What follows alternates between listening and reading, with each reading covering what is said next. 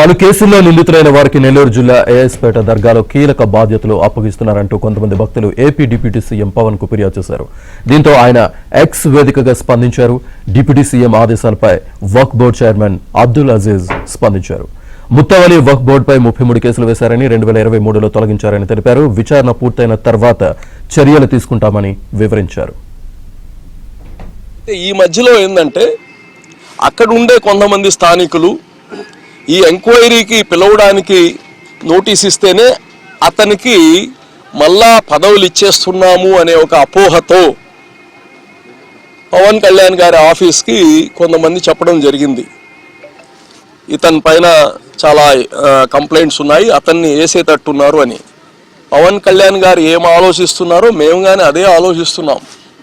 కానీ ఎంక్వైరీకి ముందు మేము బోర్డుగా చెప్పడానికి లేదు. జడ్జిమెంట్ ఎవరైతే వాళ్ళు చేయాల్సిన ధర్మకర్త పనులు ఏదైతే ఉన్నాయో అవి చేయనప్పుడు అక్కడ చూసుకోవాల్సిన బాధ్యతలు సరిగ్గా చూసుకున్నప్పుడు ఎవరిని కానీ తీసేస్తాము.